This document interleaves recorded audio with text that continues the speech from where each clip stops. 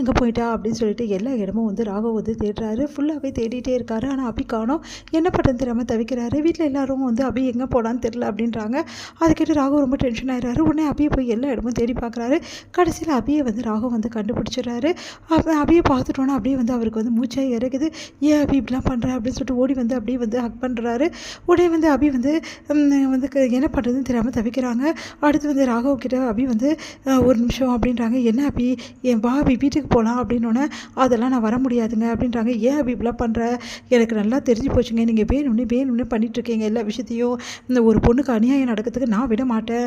நானும் ஒரு பொண்ணு தானே, நான் அது எப்படி மதுவுக்கு வந்து அநியாயம் நடக்குது நான் விட மாட்டேன். தெரியவே தெரியாது இந்த விஷயம். தெரிஞ்சிருந்தால் அவங்க வந்து கண்டிப்பாக வந்து ரொம்ப மனசு வேதனைப்படுவாங்க தான் நான் அவங்கக்கிட்ட சொல்லலை.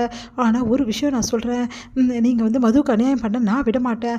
அதனால் மதுவை தான் நீங்கள் கல்யாணம் பண்ணிக்கணும்னு இப்போ எதுக்கு அப்படி அதெல்லாம் பற்றி பேசிகிட்டு இருக்கா? அதான் கோர்ட்டில் சொல்லிட்டாங்களே 6 மந்த் வந்து நம்ம சேர்ந்து வாழணும்னு சொல்லிட்டு வாழ்ந்தவொடனே தானே அதுக்கப்புறம் தானே எல்லாமே வந்து பார்த்துக்கலாம், நீ வா அப்படி சொல்லிட்டு கூப்பிட்றாரு. கையை பிடிச்சி கையை விட போகிறீங்களா இப்போ இல்லையான்னு சொல்லிட்டு கையை உதவி விடுறாங்க. ஏன் அப்படி இப்படிலாம் பண்ணுற அப்படின்னோடனே வேறு என்ன பண்ணுறது, நான் சொல்கிறது ஏன் நீங்கள் புரிஞ்சிக்கவே மாட்டேங்கிறீங்க. இங்கே பாருங்கள், அபியை நான் கல்யாணம் பண்ணிப்பேன்னு சொல்லிட்டு நீங்கள் சத்தியம் பண்ணி கொடுங்க. அந்த வார்த்தையை நீங்கள் சொன்னால் மட்டும்தான் நான் வருவேன் அப்படின்னோடனே அதிர்ச்சி அடைகிறாரு. ஏன் அபி இப்படிலாம் வந்து தொல்லை கொடுத்துக்கிட்டே இருக்க, அதான் 6 மாதம் சேர்ந்து வாழ சொன்னாங்களே, 6 மாதம் கழித்து வந்து பார்த்துக்கலான்னு சொல்கிறேன்ல நான் தான், அதுக்கப்புறம் ஏன் இப்படி பண்ண, அதெல்லாம் நான் ஒத்துக்க முடியாதுங்க. நீங்கள் 6 மாதம் கழித்து மனசை மாற்றி வேறு மாதிரி வந்து பேசினாலும் பேசினாலும் நீங்கள் சத்தியம் பண்ணி கொடுத்தா மட்டும்தான் நான் வருவேன் அப்படின்றாங்க. மதுவை கல்யாணம் பண்ணிக்க முடியாதான்னு கேட்குறாங்க. சரி இப்போ என்ன, நான் மதுவை கல்யாணம் பண்ணிக்கிறோம் அவ்வளோ தானே, சரி 6 மாதம் கழிச்சு தானே, 6 மாதம் கழிச்சு நான் கல்யாணம் பண்ணிக்கிறேன் போதுமா, நீங்கள் பின் வந்து வாங்கிட மாட்டீங்களே. கண்டிப்பாக நான் பின் வாங்கிட மாட்டேன். ஆனால் ஒரு விஷயம், ஒரு வேளை இந்த கல்யாணத்தை மது ஒத்துக்கலைனாலும் அதே டைமில் வந்து என் மேலே தப்பு இல்லைனாலும் இந்த கல்யாணம் நடக்காது, சரியா? அந்த நிபந்தனைக்கு ஓகேன்னா நான் சத்தியம் பண்ணி கொடுக்குறேன் அப்படின்னோடனே சரி ஓகே, கண்டிப்பாக மது ஒத்துப்பாங்க, அது மாதிரி உங்கள் மேலே தப்பு இருக்குது, அப்புறம் என்ன நீங்கள் இப்படி சொன்னால் மட்டும் கல்யாணம் நடக்காதா அப்படி, கண்டிப்பாக இதுதான் என்னோட வந்து டீல், ஓகேவா அப்படின்னோடனே சரி அப்படின்றாங்க. சரி இப்போ வந்து வீட்டுக்கு போகலாம் வா அபி அப்படின்னோடனே என்னதான் உங்களுக்கு பிரச்சனை, நான் வீட்டுக்கு வந்து என்ன பண்ண போகிறேன், எப்படியும் 6 மாதம் சேர்ந்து நம்ம வாழணும், அதுக்காக கூப்பிட்றீங்களா?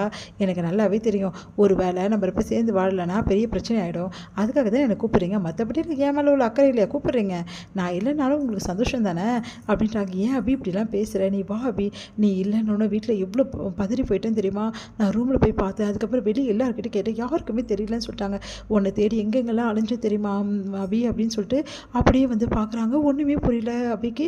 அப்படின்னு என்ன சொல்கிறீங்க அப்படி, ஆமாம் நான் ரொம்ப பதறிட்டேன்டி, ரொம்ப பயந்தே போயிட்டேன் அபி அப்படின்னு சொல்லிட்டு கையை பிடிக்கிறாரு. அபி தன்னையும் மறக்கிறாங்க. அப்படியே ராகவே பார்க்குறாங்க. உண்மையிலே சொல்கிறேனே, நீ ஒரு நிமிஷம் காணணும்னு நான் பதறல எனக்கு மட்டும்தான் தெரியும், என் மனசு ரொம்ப கலங்கி போச்சு அபி அப்படின்னு சொல்லிட்டு அப்படியே கையை பிடிச்சிட்டு அப்படியே ஹக் பண்ணுறாரு. அபியும் வேறு வழி இல்லாமல் அப்படியே நிற்கிறாங்க தன்னறியாமல். அடுத்து வந்து அபி வந்து அப்படியே கொஞ்சம் நகர்ந்து வந்துடுறாங்க.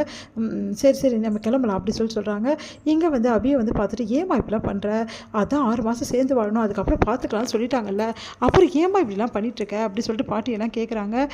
வந்து எனக்கு மனசே சரியில்லை பாட்டி, அதனால தான் வெளியே போனேன் அப்படின்னோடனே நான் ராகவ் எவ்வளோ பதறி போயிட்டான் தெரியுமா, எல்லாருக்கிட்டையுமே கேளு ராகவ் எப்படி பதறி போனான்னு, அவ்வளோ பதறி போயிட்டான் அப்படின்னோன்னா அப்படியே அபி வந்து ராகவே பார்க்குறாங்க. இவர் பதறி போனாரா நான் இல்லாமல் அப்படின்னு சொல்லிட்டு இதையெல்லாம் பார்க்குற வந்து மதுவுக்கு செம டென்ஷனாக இருக்குது. அதான் அபி வந்துட்டால ராகவ், நீ இப்போ ரொம்ப டென்ஷனாக இருப்ப, இப்போ தான் ஆஃபீஸில் வந்து மறுபடியும் வந்து டென்ஷனாக இருக்க, போயிட்டு சாப்பிட்டு ரெஸ்ட் வந்து ராகவ் அப்படி சொல்லிட்டு கையை பிடிச்சி எடுக்கிறாங்க. உன்னை வந்து கையை எடுத்து விட்டுட்டு மது நீ போய் பாரு நான் வேலையை பார்க்குறேன் அப்படி சொல்லிட்டு உள்ளே போகிறாரு. இதை பார்த்துட்டு வந்து மதுவால் தாங்கிக்க முடியல, ரொம்ப கஷ்டப்படுறாங்க. ஏன் வந்து விலகி போகிறானே தெரியல ராகவ் அப்படின்னு சொல்லி டென்ஷனாக வராங்க.